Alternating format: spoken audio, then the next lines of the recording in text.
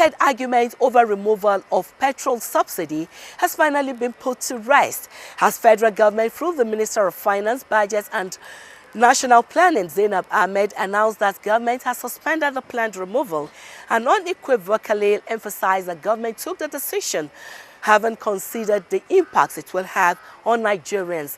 A package that chronicles the whole developments will be coming up in a moment. Breakthroughs in digital economy have made this aspect of economy a multi-trillion-dollar sector. Nigeria in recent times has been leveraging on this to attain some feats. One needs to be told that better days lie ahead of Nigeria if this upward trajectory is sustained. And in the package, we'll bring to you expert tips for upward knowledge of what it takes to be an export entrepreneur.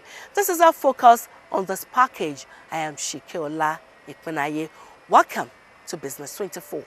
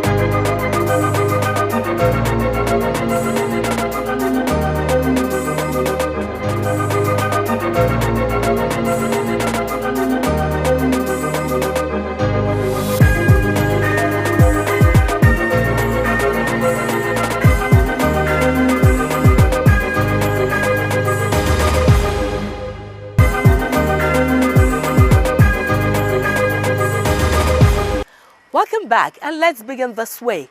3 Nigerians are in the list of top 10 Africa's richest men.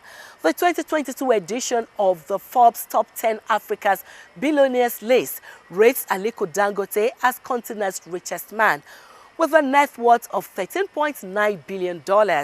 Another Nigerian, Abdul Samad Rabiu, chairman of Boa Group, is ranked 5th with an estimated value of $7 billion, while Mark Adenoga, chairman of Globalcom Group, is 6th on the list with a net worth of $6.7 billion.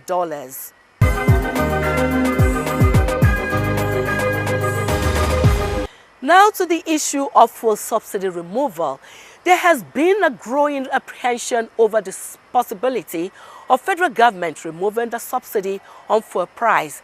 While the government has a potent argument to justify the action, the possible effect on Nigerians and the economy made the decision to remain contentious.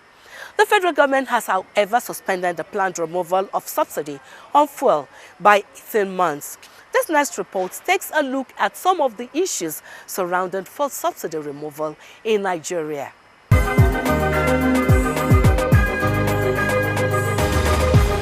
One of Nigeria's many issues that has lingered is the fuel subsidy removal. With efforts from successive governments to remove the subsidy paid for importation of fuel, which has hitherto reduced the landing cost of petrol on the importers to keep the products within the reach of Nigerians. The reason being that the cost of paying subsidy is no lightweight on the treasury.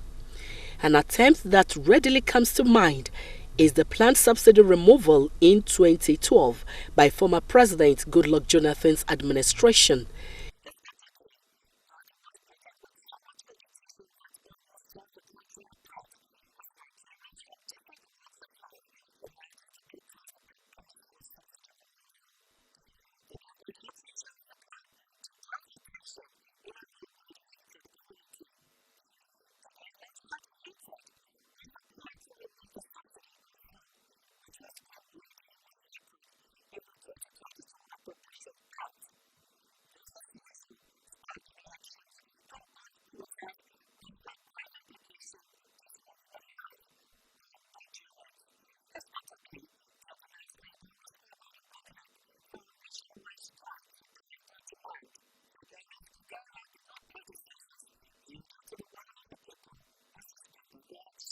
Having taken into account the current realities, increased hardship in the population, heightened inflation, and also that the measures that needed to be taken to enable a smoother exit of the fuel subsidy are not yet in place, it was agreed by Council that it is desirable to exit fuel subsidy.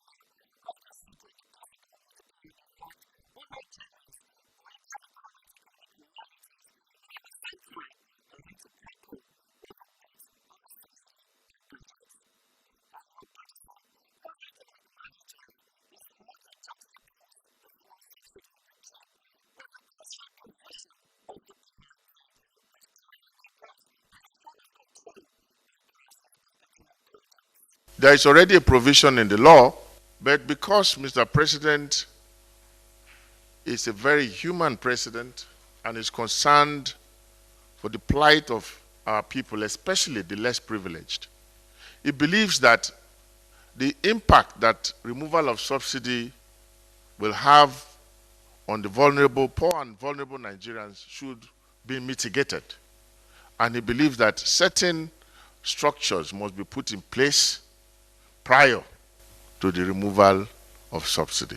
Nigerian National Petroleum Company, NNPC, has presented to the ministry a request for 3 trillion naira as fuel subsidy for 2022. And what this means is that we have to make an incremental provision of 2.557 trillion naira to be able to meet the subsidy requirement, which is averaging about 270 billion naira per month.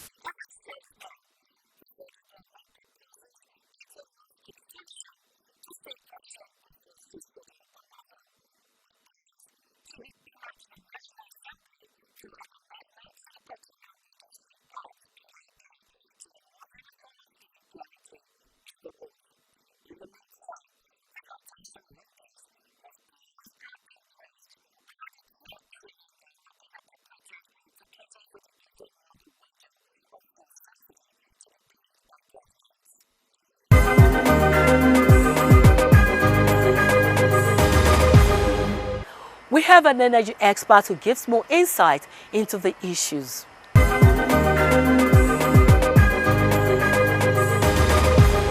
Now, still on the issue of fuel subsidy removal in Nigeria, I'm being joined by an energy expert, Odion Omofoman, to put the issues in perspective. Sir, you're welcome to the program. Thank you for having me.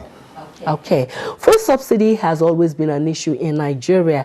Why has the issue lingered and seemed unresolvable for this long? Great question. Fuel subsidy has, like you said, has lingered, and it seems unresolvable because of 2 fundamental issues. The first is that we have not, for whatever reasons, invested in our local refining capacity. Our refineries have been down since God knows when. And we've not really produced significant quantities of domestic refined products. So we've had to rely on almost 100% of imports of our products.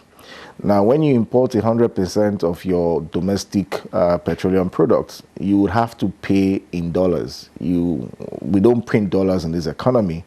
We sell crude oil and then we have to go pay people in dollars.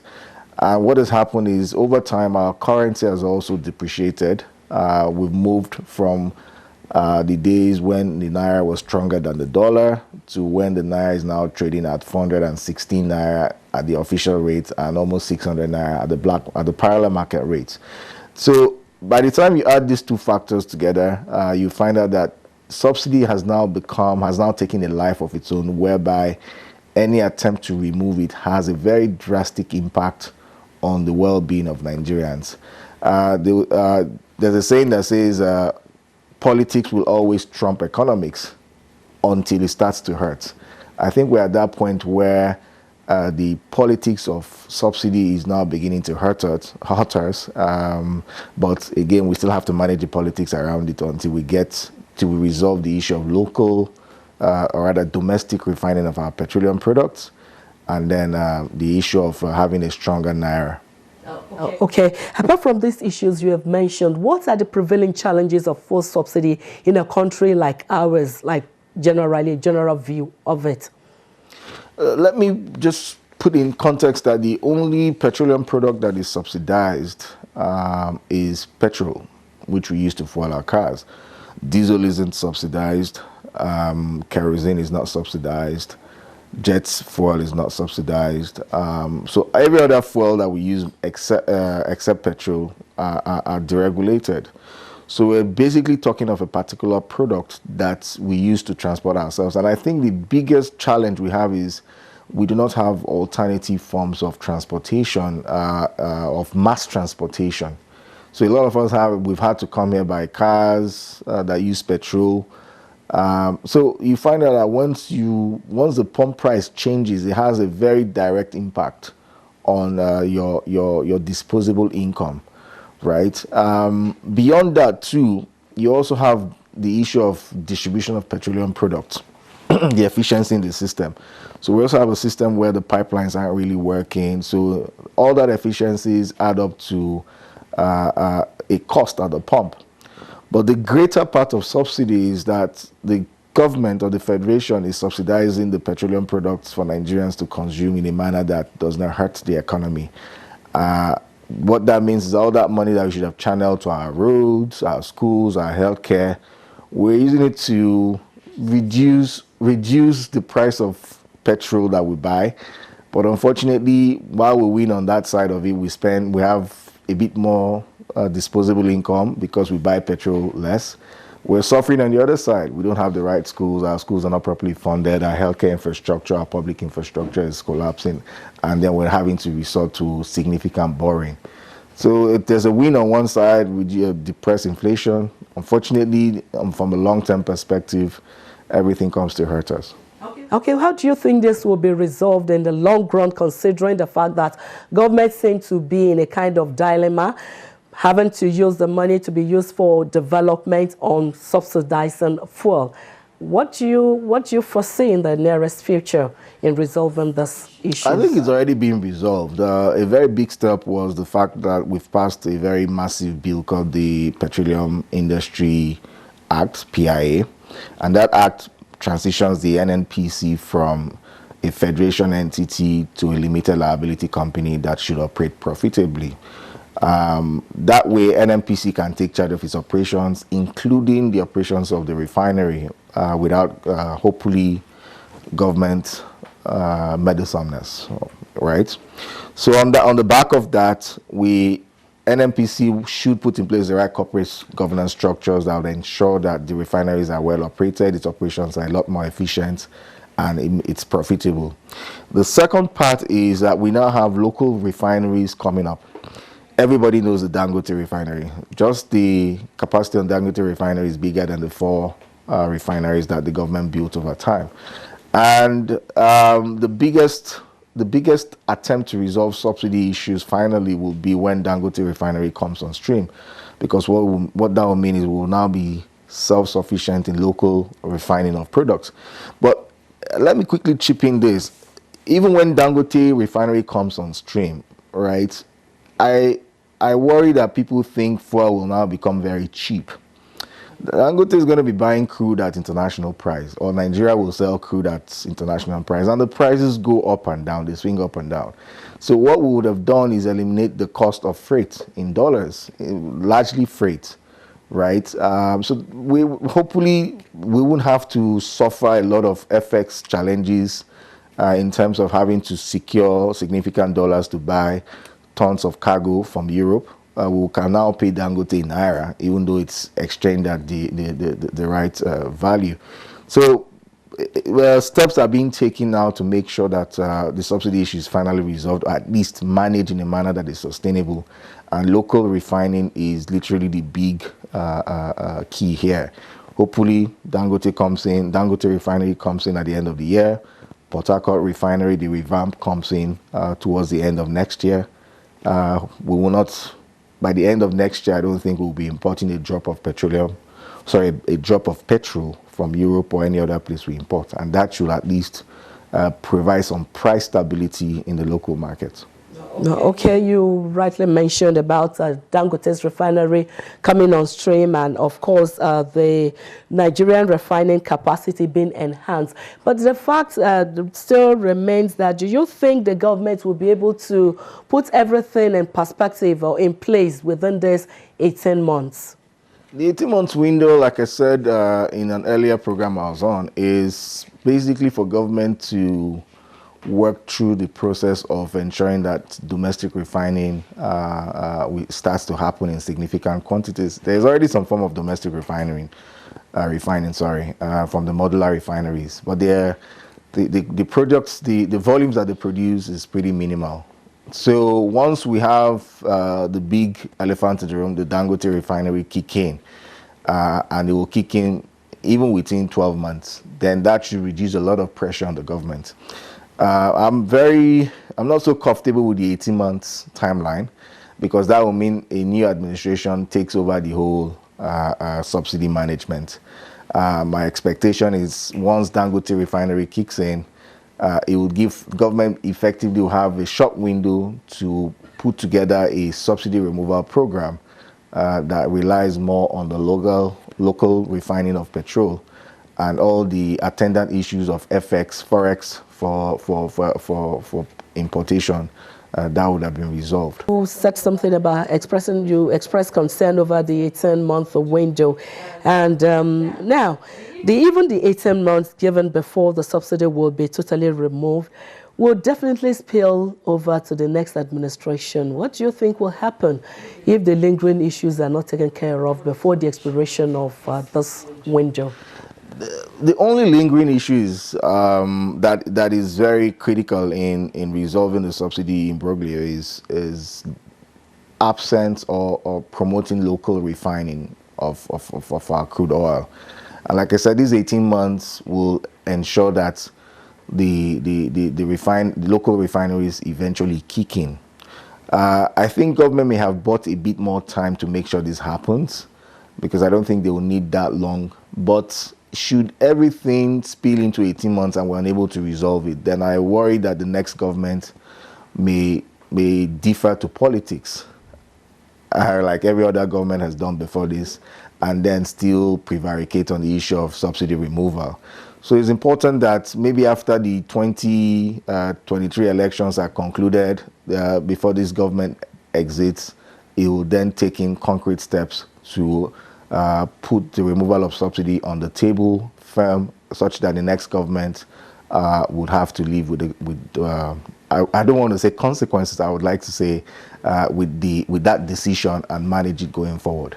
Thank you very much, Mr. Odiono Mofoma, an energy expert and CEO New Hampshire Capital Limited, has been talking on the issues of full subsidy removal by the government. Thank you very much for coming on the show. Thank you for having me.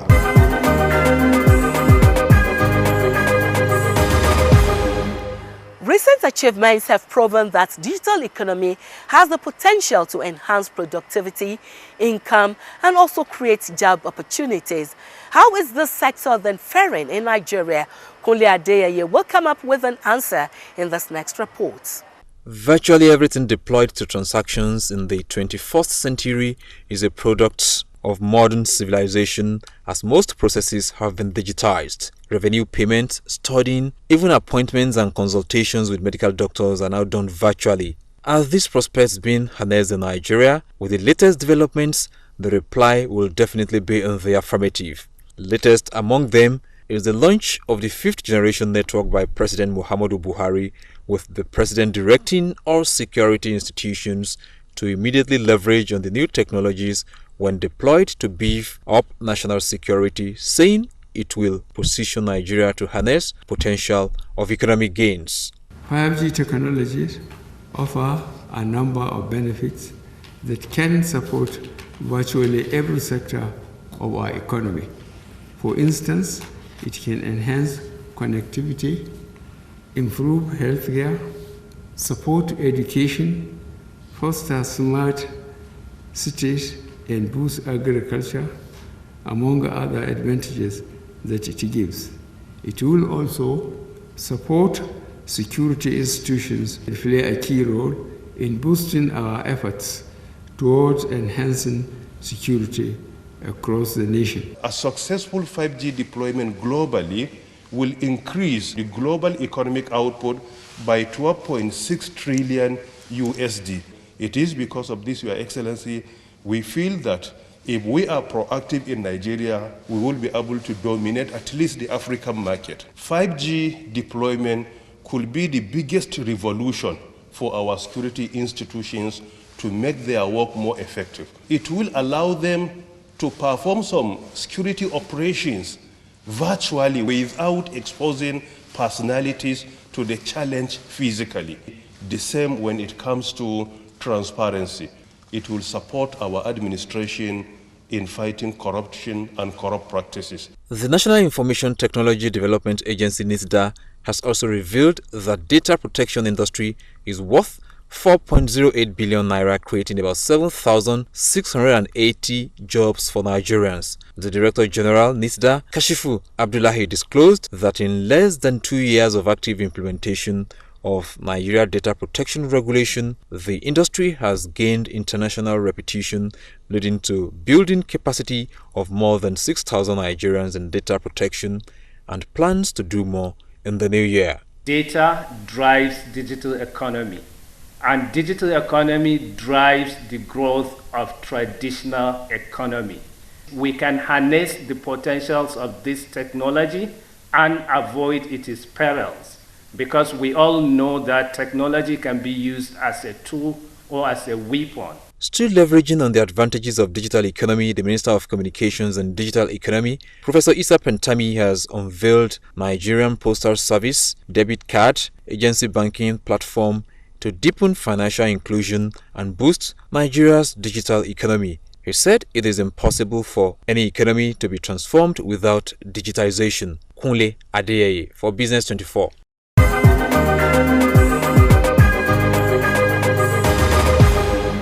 With the National Assembly passing the 2022 budget and the President ascending last year, implementation has begun with all sectors of the economy active.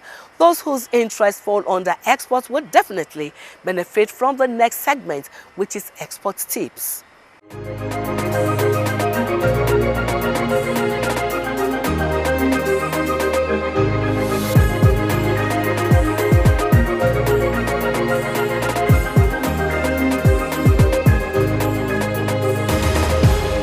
So today I'll be talking about Incoterms. Incoterm means international commercial terms. If you're someone or a company that is interested in venturing into export or international trade, you need to understand Incoterms. That's absolutely necessary, because they're terminologies that, as a buyer or a seller, of course, in that process, there's a buyer and there's a seller. So Incoterms dictates the relationship between the buyer and the seller. It talks about the tasks, the cost, the risks that are associated in that particular transaction. Who is protected? Who does what? Who pays for what? If there's a damage, who covers it? So it's important that you understand Incoterms. And the latest Incoterm is called Incoterm 2020. It was published by the International Chamber of Commerce. So you could actually go online and find, look for Incoterms 2020. That's actually the latest. It talks about the relationship between the buyer and the seller. Now look at this. If you're entering a business transaction, you also need to understand, are your risks covered? Who covers it? Who covers the cost of transportation? Who covers the cost of insurance? Who covers the cost of duties? What's my role in this transaction? Very important. You know why it's important as well? Because you're entering a contract. When you're entering an export contract with your buyer, you are the seller, you have a buyer. If you're entering a contract, then you have to base them on certain Incoterms.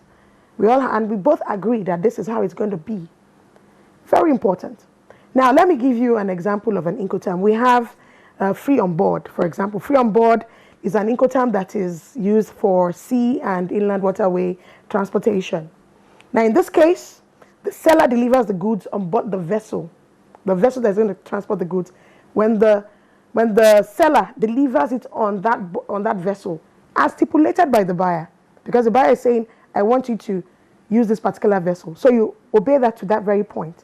and it tells you this is my port of shipment. You've agreed on that. Now, if the buyer, if the seller gets the products on top the vessel at that port of shipment, that fee on board tells you that the risk of that transportation from that point forward is borne by the buyer. So that's an Incoterm. And we have several Incoterms. And like I said earlier, you need to study them to understand what kind of contracts exist.